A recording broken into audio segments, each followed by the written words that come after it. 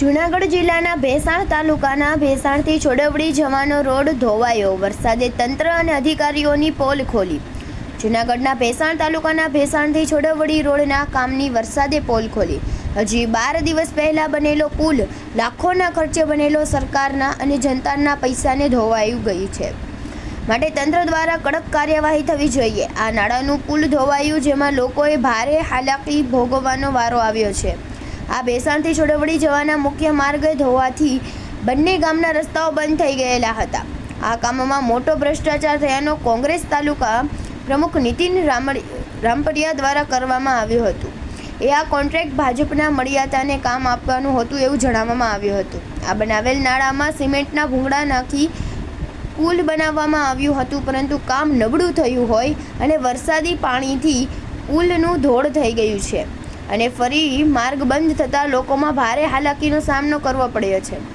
આવા કામો આખા તાલુકામાં થયા છે, ત્યાં બધી જગ્યાએ આવા જ નબળા કામો કર્યા છે અને માત્ર ધોવાઈ ગયા પછી જેસીબી દ્વારા માત્ર પથ્થર અને માટી નાખી કામ ચલાવો રસ્તો ચાલુ કરી દેવામાં આવ્યો હતો, પરંતુ આવા કોન્ટ્રાક્ટરો અને અધિકારીઓ દ્વારા આ કામ ઉપર કોઈ જ પણ જાતનું સુપરવાઇઝિંગ થતું નથી, જેને કારણે કોન્ટ્રાક્ટરને ભ્રષ્ટાચાર કરવાનો મોકળો માર્ગ મળી જાય છે।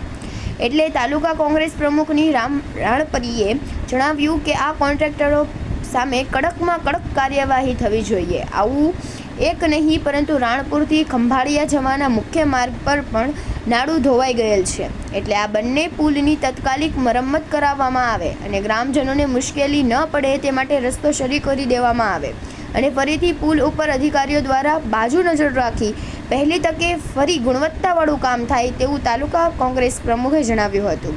આ કામ કરતી એજન્સી દ્વારા ઘણા કામોમાં થઈ છે તેવું જાણવા મળ્યું છે। ભેસાણ તાલુકામાં અનેક રોડ રસ્તાના કામ આ એજન્સી દ્વારા રાખવામાં આવ્યા હતા, જે એજન્સીનું નામ મુરલીધર એજન્સી હોય છે, જે જૂનાગઢ જિલ્લાના વકીલ તાલુકાની છે। તો તાલુકા કોંગ્રેસ પ્રમુખ નીતિન રાણપરીએ જણાવ્યું હતું કે આ એજન્સી ભાજપના નેતાની હોય, જેને લઈ આ કામ ઉપર કોઈ અધિકારીઓ રોકાતા નથી, એટલે આ પુલનું કામ મજબૂત થાય તેવું જણાવ્યું હતું અને અધિકારીઓ તટસ્થ પડે બાદ નીચે રાખી આ કામ બીજી વખત સારી ગુણવત્તાવાળું થાય તેવી આશા રાખું છું તેવું જણાવ્યું હતું।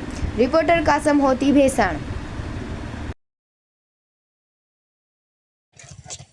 જી, હું નીતિન રાણપરિયા, તાલુકા કોંગ્રેસ પ્રમુખ। તમે જોઈ શકો છો મારી પાછળ ભેસાણ છોડવડી રોડ છે, ત્યાં એક પુલ આવેલો છે। આ પુલ લગભગ 12 દિવસ પહેલાં જ હજી બન્યો છે અને ભાજપના કોન્ટ્રાક્ટરો, ભાજપના માણસો આ કોન્ટ્રાક્ટ રાખીને પુલ બનાવતા હોય છે અને લગભગ 12 દિવસ પહેલાં પુલ બન્યો છે અને અત્યારે એની હાલત જો 2 દિવસ પહેલાં જે 4-5 ઇંચ વરસાદ આવ્યો અને પુલ આખો પુલ પાણીમાં ગરકાવ થઈ ગયો। ત્યાર પછી પાછા આ લોકો આવી કાલે રાતે આવીને અહીંયા ખાલી પથ્થર નાખી દીધા છે। હવે પાછો વરસાદ થશે તો પાછો આ પુલ નહીં રહે, એટલે સરકાર આવી રીતે આવા લોકોને કોન્ટ્રાક્ટ આપી દે છે, એની ઉપર તાત્કાલિક એક્શન લેવા જોઈએ। ખંભાળિયાથી રાણપુરના રસ્તે પણ એક પુલ ધોવાઈ ગયો છે અને ભેસાણમાં હાલ લગભગ બધા પુલ નબળા છે અને ક્યાંય ડ્રાઈવર્જનની વ્યવસ્થા નથી। ભારે વાહનવાળાને અને લોકોને અત્યારે ભેસાણ આવવા માટે 22 કિલોમીટર ફરવા જવું પડે છે। મોટા વાહન છે, અહીંયા ટ્રાવેલ્સની બસો હાલે છે, તો એ લોકોને 22 કિલોમીટર ફરવા જવું પડે છે, વૈકલ્પિક વ્યવસ્થા નથી। તો સરકારને, તંત્રને વિનંતી છે કે ભેસાણમાં આજુબાજુમાં ગમે જ્યાં પુલ નબળા છે ત્યાં તો તાત્કાલિક ડ્રાઈવર્જન કાઢે અને આ નબળા કામ થયા છે અને એ જે તે કોન્ટ્રાક્ટરો એની સામે તાત્કાલિક એક્શન લે।